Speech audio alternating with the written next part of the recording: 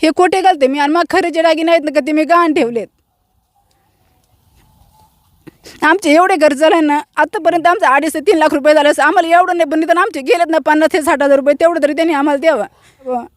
पैसे देणार होते. आमचा मुलगा शिकायला आहे बाहेर, आम्हाला त्याला पण पैसे द्यायला काही पैसे नाही आमच्याकडं. आणि मग त्याने काय केलं तो मग ते आम्हाला धमकी टाकीत राहिला. आणि मग बाकीचे परत असे 1-2 लोक आले ना तर मग ते म्हटले का नाही अहो ते गरीब आहे, त्यांनी सकाळी केलं तर संध्याकाळच्या त्यांना काही खायला नसते. ते म्हटले काहीतरी द्यावं. तो म्हटलं हा बरं ठीक आहे देतो. काय नाव तुमचं? माझं दत्तात्रय संभाजी मस्की. दत्तात्रय संभाजी मस्के. हा आणि या हे तुमच्या पत्नी आहेत? हा कल्पना दत्तात्रय मस्के. कल्पना मस्के. बरं ठीक आहे. चला आता आपण वालवर बघू काय झालंय. 5 महिन्यांपूर्वी नारायणगाव येथील एका विक्रेत्याकडून यांनी वालवरीचं बियाणं विकत घेतलं आणि विक्रेत्याचं म्हणणं होतं की ही जी वालवर आहे ही तुम्हाला 2-2.5 महिन्यामध्ये चालू होईल. आणि आता 5 महिने झालेले आहे आणि ह्या वालवर पिकाची अवस्था आहे याला शेंगा तर आलं नाही, साधं फुलं देखील आलेली नाही आहे.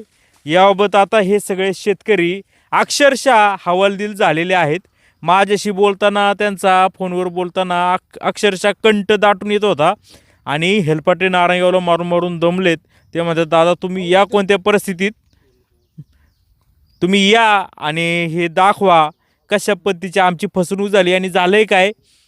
प्रचंड रेट आहेत आता वालवरला आणि त्या शेतकऱ्यांना काहीतरी अपेक्षा होती 2 पैसे होईल इतकं सगळं त्यांनी काहीतरी दागिने पण विकलेले आहेत वाटतं पत्नीचे, त्याच्यातून ही सगळी बाग उभी केली. आणि आता असा मनस्ताप येतोय का ही बोगस बियाणामुळं या ठिकाणी वालवरला साधी फुलं देखील अजून आली नाही आहे.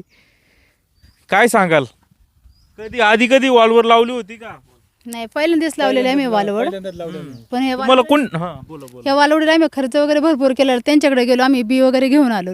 त्यांनी आम्हाला सांगितलं 2 ते 2.5 महिन्यामध्ये त्याला फुलं भरपूर येतील. आणि त्याला मार्केट जास्त असल्यामुळे आम्ही त्याला आहे ना जे खर्च पण एवढा केला एका प्रमाणाच्या बाहेर. पैसे असं उभे राहा म्हणजे वालवर दिसल म्हणजे खर्चही केलाय म्हणजे फुलं येत नसल्यामुळं तुम्ही अजून डोस देत गेले. हो फुलं येत नसल्यामुळं पण खर्च भरपूर केला. खतं औषधं हे भरपूर फवारणी वगैरे केली त्याला. आम्ही नारायणगावला गेलो त्याच्याकडं. इथं उभे राहा. साधी लोक आहेत या इकडे इथं असं उभे राहा. हां या इकडे तुम्ही या इकडे. हां हां नारायणगावला कुणाकडे गेले, कुणाकडून बियाणं घेतलं? नारायणगावला आम्ही योगेश भोर खोडद रोडला त्याचं दुकान आहे. भोर बी बियाणं योगेश भोर म्हणून त्यांचं. बरं ते कुणी तुम्हाला सल्ला दिला होता तिथून घ्या म्हणून? आम्हीच गेलतो त्याच्याकडे कारण की त्याचं ते दुकान चांगलं आहे ना, बियाणं वगैरे त्याच्याकडे भरपूर चांगलं असतंय, नामांकित दुकान वाटतं. आम्ही गेलो घेऊन आलो तिथून ते चांगलं आहे. ते म्हटले उगणार आणि जर नाही काय जर आलं ना तर आम्ही तुम्हाला काय जेवढी भरपाई तेवढी देऊ शकतो. 50 देईन म्हणलं ते म्हणले 40 आम्ही 50 देईन. मग आम्ही दुसऱ्या दिवशी फोन केला तर मग म्हणलं ते म्हणलं नाही तुम्ही 10 केली. त्याच्याकडे आम्ही गेलो ना तर तो म्हटलं का ना ताई भरपूर त्याला शेंगा फुलं भरपूर आहे आणि त्याला आता आहे ना 200 ते 250चं काहीतरी मार्केट पण आहे म्हणून आम्ही त्याला खर्च वगैरे भरपूर केला. बरं मग आता बियाणं कोणत्या कंपनीचं घेतलं, कोणत्या ब्रँडचं माहिती आहे? तिथं त्याच्याकडे आम्ही गेलो का तो बोलला की कंपनीचं बेन आहे. ते काय त्यांनी आम्हाला म्हणजे जी पावती असते ना मोठी ती काय त्यांनी दिलेली नाही, काहीच नाही. तो म्हटला का ना कंपनीचं, पण त्यांनी आम्हाला बी देताना सुट्टे बी दिले. आम्ही त्याला विचारलं सुट्टे का बी देतो म्हणून. तो म्हटला अहो कंपनीचंच मी ते मोठा कट्टा घेतलेला आहे म्हणून. मग ते काय आता आम्ही काही एवढे शिकले सावरले नाही त्यामुळे आम्हाला माहितच पण नाही. बाप म्हणतोय थांबा जरा 1 मिनिटं.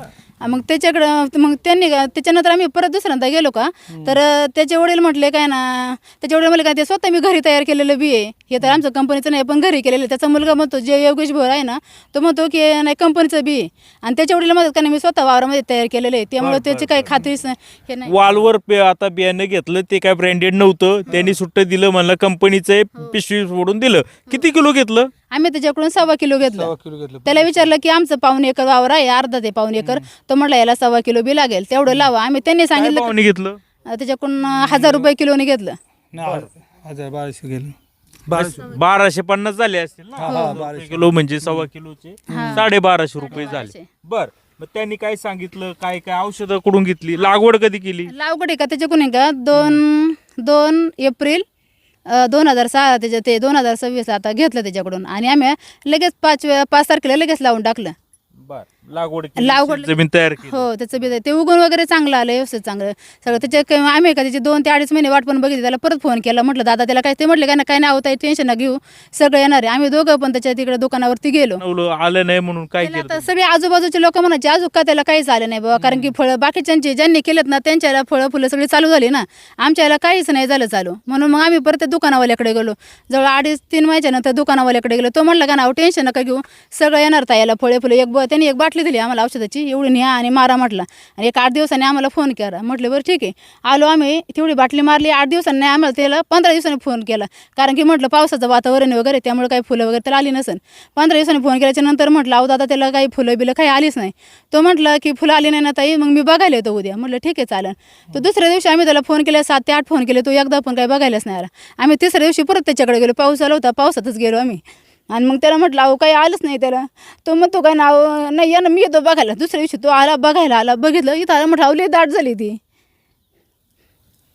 दाढ झाली. हा तो म्हटलं दाट झाल्यामुळे काही येणार नाही. ठीक आहे हा.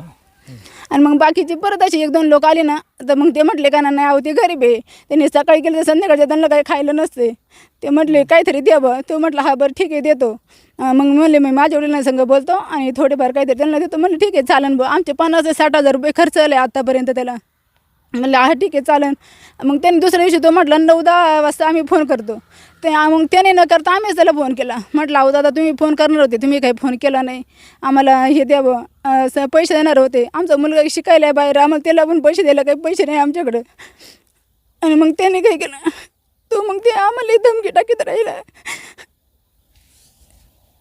मला इथं ॲडमिट वशीन तुला मग यांनी फोन केला त्याला, काय धमकी दिली? यांनी त्याला फोन केला. म्हटलं धमकी काय देत राहते? हा, ते तो म्हटलं काय ना तुम्ही जर इथं आले तर म्हणले का नाही, ती यांनी फोन केला. म्हटलं अहो दादा पैसे वगैरे द्या बा आम्हाला असं असं. तर मग तो म्हटलं का ना एका फोनवरती मी 50 पोरं गोळा करीन. म्हटलं इथं ॲडमिट व्हायला लागेल. एका फोनवरती 50 पोरं गोळा करीन म्हटलं. मग तो इथंच कार्यक्रम करून टाकेन तू जर तिथं आला तर हे म्हणले का ना माझं पण मेवना पोलीस आहे, मग मी त्यांना सांगू शकतो ना. तर ते म्हणलं तुझा मेवना पोलीस आहे ना, तर माझा दाजी म्हणलं कमिशनर आहे, मी त्याला फोन करून बोलवीन मग. आणि म्हटलं तुला कोणी माझ्या दुकानात ये सांगितलं होतं, मी काय तुला फोन केला होता का तू माझ्या दुकानात ये म्हणून, आणि तुला काय करायचं ते कर जा. म्हटलं तुला मी रुपये देणार नाही. आम्ही तशी पोलीस केस पण केलेली पारनेरला जाऊन.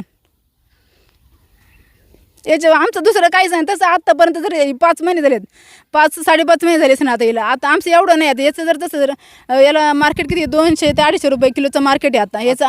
हा, आणि आत्तापर्यंत याचा खर्च भरपूर, पैसे पण 2 ते 2.5 लाख रुपये झाले असे आत्तापर्यंत. आमचं जे किरकोळ कोणी पण ट्रॅक्टरवाला आला का, कसे आणले उभे केले? 50-60,000 खर्च झाला. पण माझे दागिने मी गहाण ठेवले, वेजाने आता ते पैसे उचललेले जाऊ ते, हे खोटे आहेत. दाखव.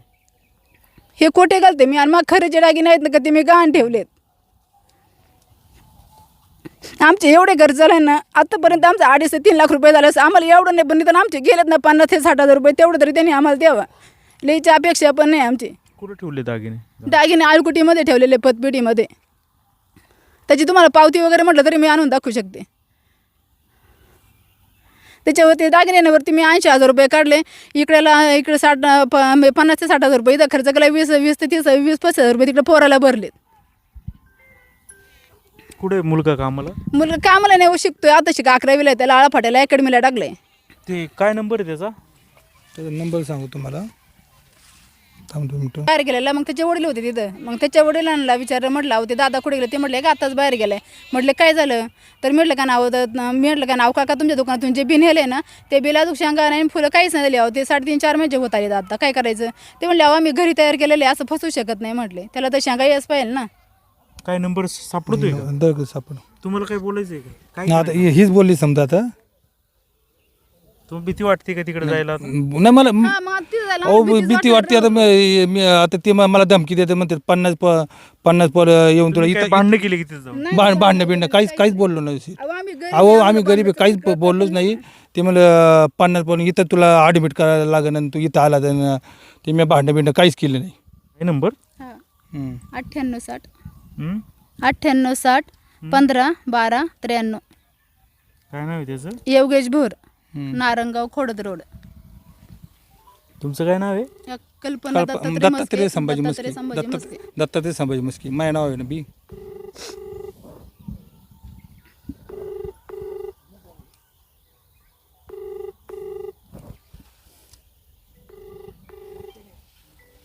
हॅलो. दत्तात्रय संभाजी मस्के नावाचे व्यक्ती आहेत. आळकुटे बसलं मस्केवाडी गाव. मस्के. हम्म.